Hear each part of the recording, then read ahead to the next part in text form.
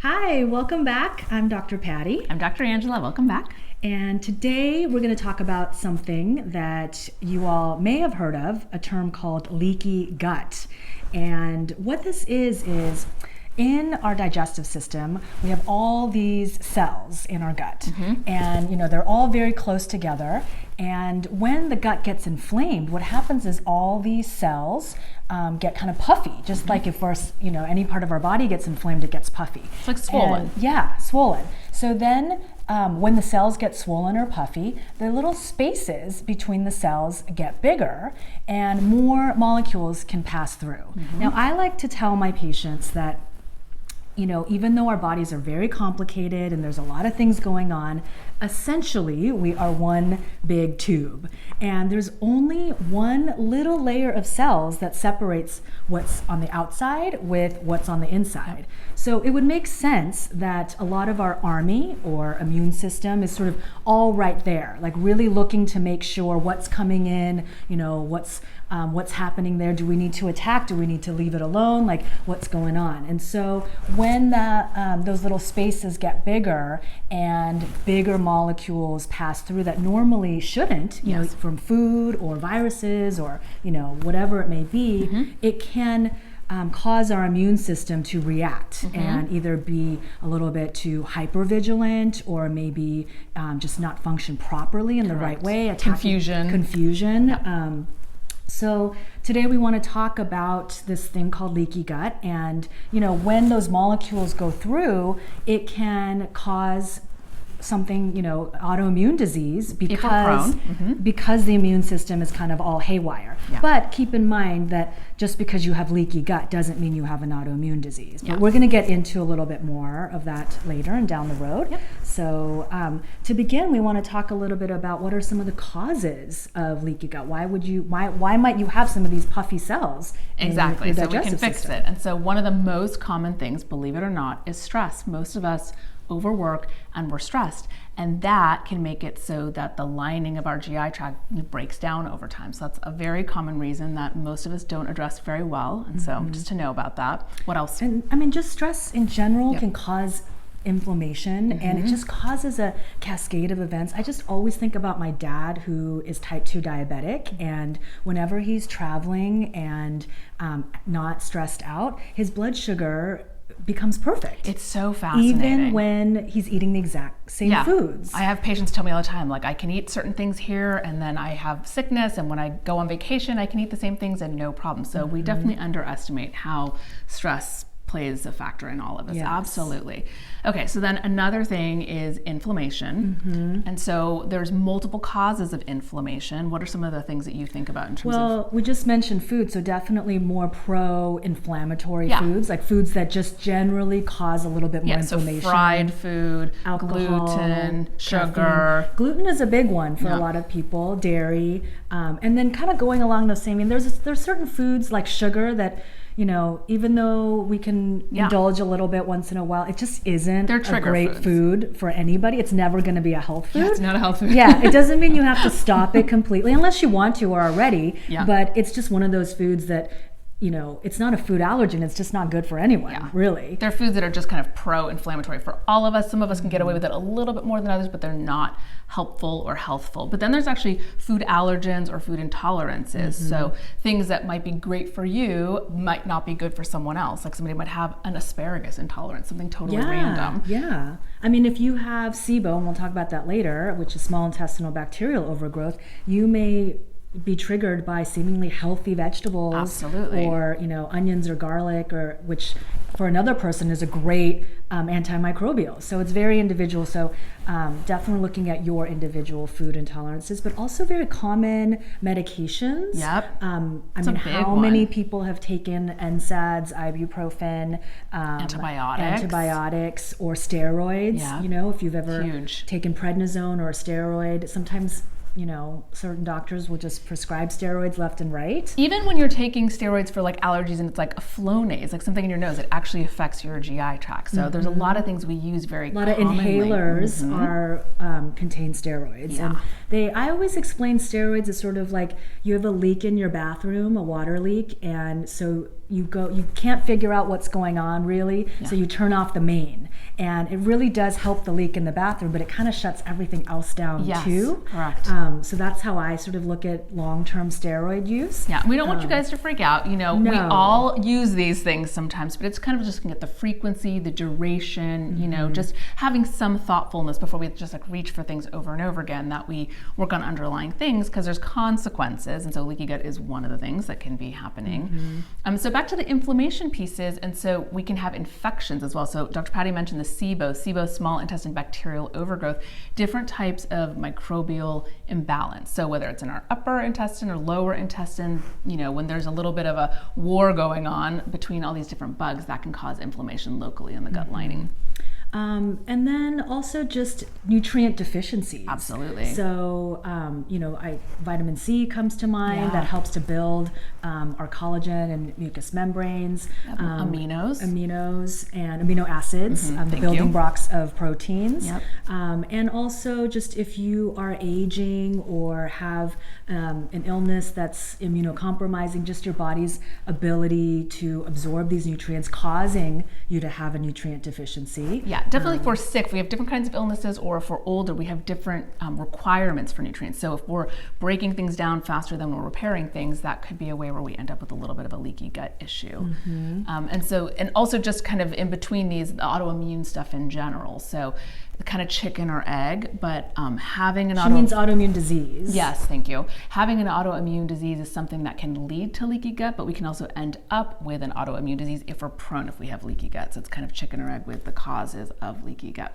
So just to clarify, leaky gut can cause autoimmune disease. Autoimmune disease can cause leaky gut. Both ways. And they can all be related, but you can have one or the other without the other one. So those are some of the causes. Now, just briefly touching on, and this is, you know, obviously a very naturopathic way of looking at things, but, you know, figure out what your individual root causes or triggers are, and then focusing on healing those or fixing those, essentially. It's really important because, you know, like we can look online and just be like, what causes leaky gut, and then what do we do to fix it? And then you're just throwing like the whole kitchen sink at something, because there's a lot of things that are good for our gut health, but it doesn't mean that it's the issue that you're having, you know. So we want to be a little bit more specific whenever possible to figure out why is it that we're having an issue, so that we can really zero in on fixing it without having to take a ton of stuff, right?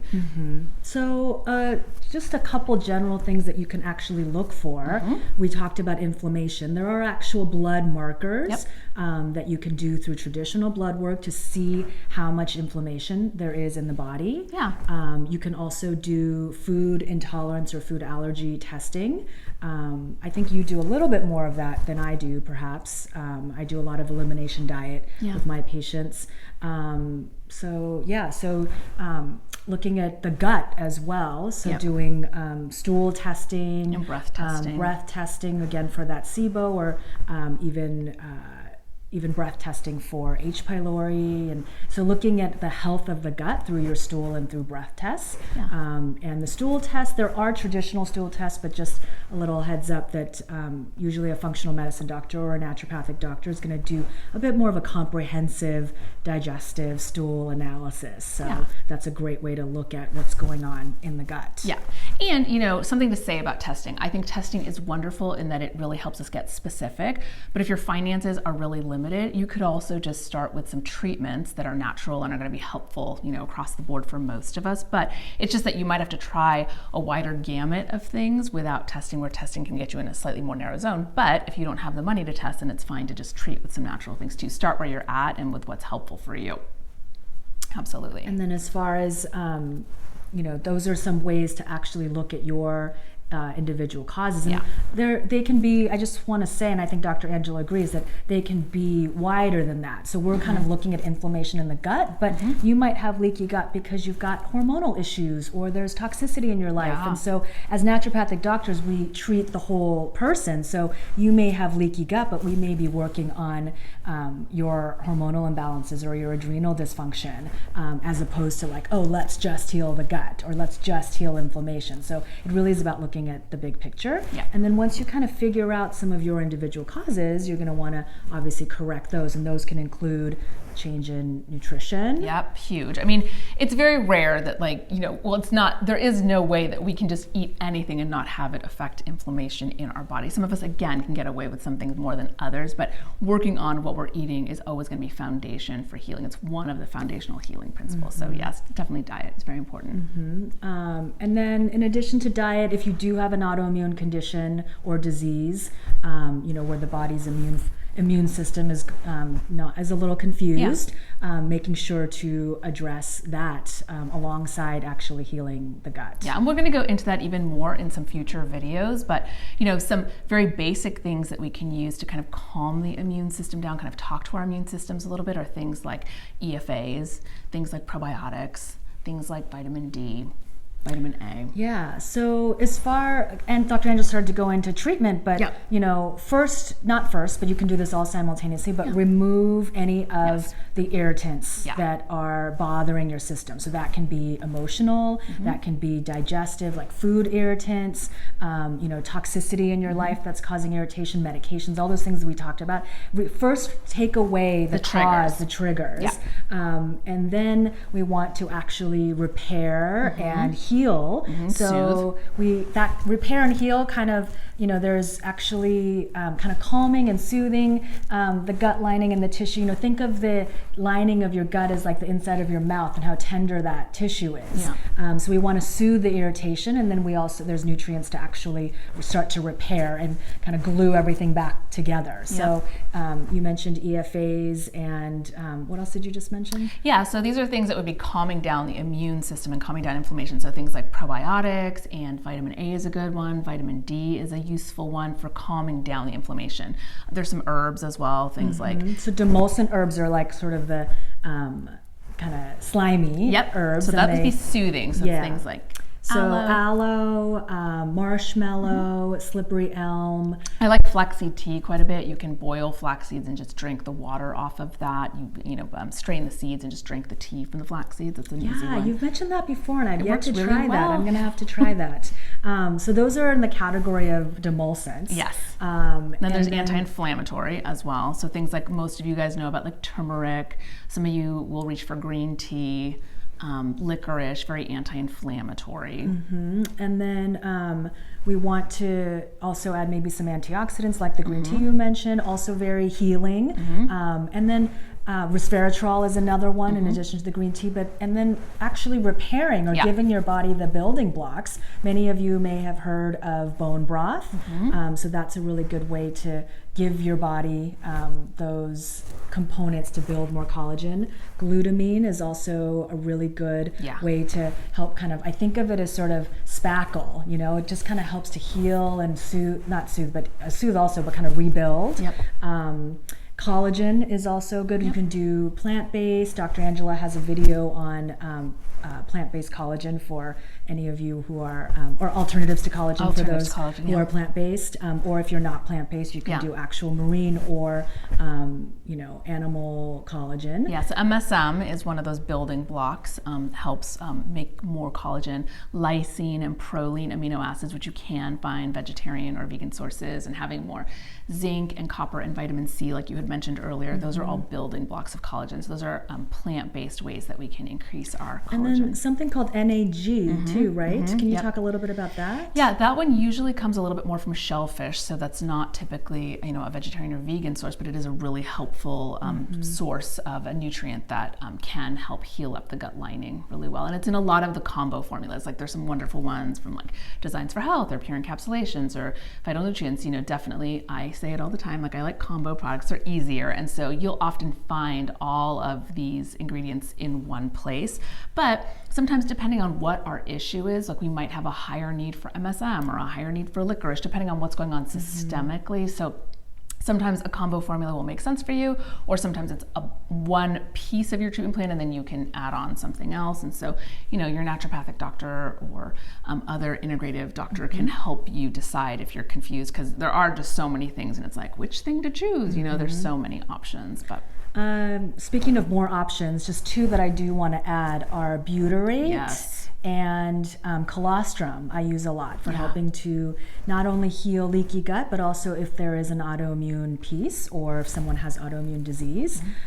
So those are a couple other things. But like Dr. Angela mentioned, you know, we're doing these videos to help you guys have a little bit of a foundation and a starting point. It doesn't replace going to see a naturopathic doctor or integrative doctor, because working with somebody in real life is going to look at all of you and figure out what are your individual causes. And even though we're mentioning some great places to start, like I said, we might be treating a patient with you know, adrenal dysfunction, and that's really at the bottom layer of what's going on, and so that has to be addressed. Or there's lupus or something else, you know, and so figuring out what else is going on. And you know, usually in real life there's more than one thing going on, so things get complicated, and so having someone who's there on your team to help you. It's never just one thing, unfortunately. So someone who can really just help you decide and discern and like how to prioritize, because sometimes there's so much going on it gets overwhelming. But we just, you know, love to mention naturopathically our lens on things so that we realize there's more than one way to treat things. You know, there's the conventional way, but then sometimes we have more outside the box ways of thinking of getting to the underlying cause and kind of treating the different systems. So just that you are thinking of those things as well, and that you know that they exist. And just to wrap up, you know, we talked about removing irritants, actually soothing and repairing and healing the tissue. And then lastly, we want to actually restore or replete the system. So that would include things like probiotics to put the good bacteria back, if there's some gut bacteria dysbiosis, as well as making sure your hydrochloric acid and digestive enzymes are at a good place. So that could be, you know, just a little bit of apple cider vinegar in water in the morning or before your meals, and maybe temporarily supplementing with some enzymes to help your gut break down your food a little bit better. And it's kind of, you know, very simple, kind of like talking about water, but really our digestion starts in our mouth. So making sure to chew your food really, really well and letting that let the digestive process start there before it even makes its way down. So just to recap a little bit, figure out your causes, and you know, there's some testing and some things you can do to actually go a little bit deeper to figure out your individual causes and triggers. And then as far as treatment, you know, remove and then repair and heal and restore. So that's sort of, you know, what you want to focus on. And then we just threw a lot of information at you. We get it. So we will list some of these in the description box, and any combination formulas or specific formulas that we like, we'll list in the description box. So make sure to open that up and read that. And thank you so much for stopping by. You know, this is going to be the beginning of just a little mini series that we're doing on thyroid issues, especially related to autoimmune disease. And so that can be connected to leaky gut. And that's why I wanted to explain a little bit about this. So stay tuned next week, because we're going to start to explore something called Hashimoto's, which is autoimmune hypothyroid, and Graves' disease, which is autoimmune hyperthyroid. And kind of a few ways to start bringing yourself back into balance if you suffer from those conditions. So thank you so much, and we'll see you back here next week. Thanks everyone. See you back here next week. Keep the questions and comments going. We love them. We're doing our best to answer them, and we love all of you guys chiming in and helping each other with those questions and comments. So thank you, and we'll see you next And if you like the video, please give us a thumbs up. And share with somebody it might help. All right, we'll see you next week. Bye.